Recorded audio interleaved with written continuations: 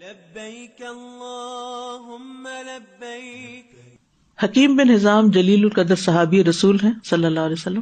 اللہ نے مال و دولت بھی بہت عطا کر رکھا تھا. ایک بار وہ حج کے لیے تشریف لے گئے.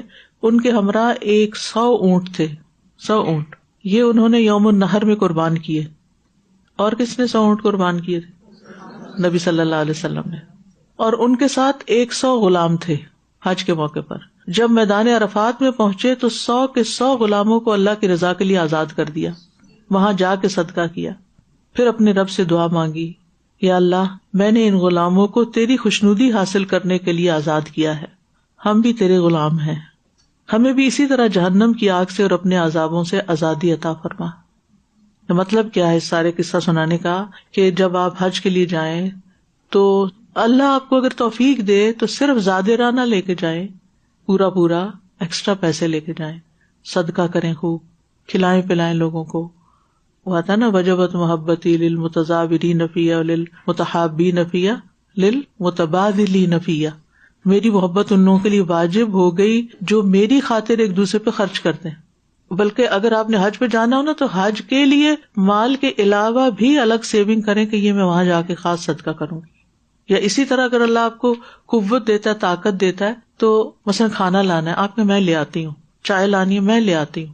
آپ کے ساتھ قافلے میں کوئی بزرگ ہوتے ہیں، کوئی بیمار ہوتے ہیں، بعض ینگ بھی بیمار پڑ جاتے ہیں وہاں جا کر.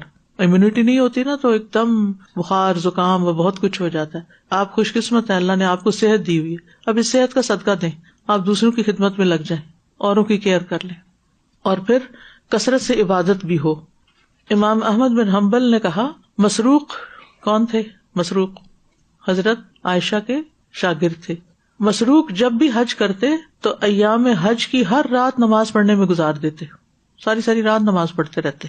یعنی ان دنوں میں آپ کو پتا عشرہ ذوالحجہ جو ہے وہ بہت بابرکت عشرہ ہے، اور کوئی نیک عمل ان دنوں میں جو کیا جائے وہ پورے سال کی نیکیوں سے زیادہ افضل ہوتا ہے.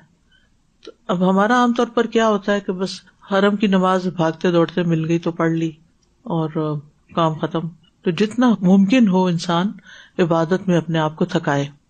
علی بن فضیل رحمہ اللہ فرماتے ہیں، ایک مرتبہ میں حج کے لیے گیا. جب بیت اللہ شریف میں داخل ہوا اور طواف شروع کیا تو دیکھا کہ سفیان ثوری کعبہ کے پاس سجدے میں پڑے ہوئے ہیں. میں ایک طواف ختم کر کے اسی جگہ پہنچا تو سفیان اسی طرح سجدے میں تھے. دوسرا، تیسرا، حتیٰ کہ 7 طواف مکمل کر لیے لیکن سفیان اسی طرح سجدے میں پڑے رہے، انہوں نے سر نہیں اٹھایا. اتنا لمبا سجدہ کیا. ہم نے کبھی زندگی میں سوچا بھی نہ ہوگا کہ اتنا لمبا سجدہ کرے.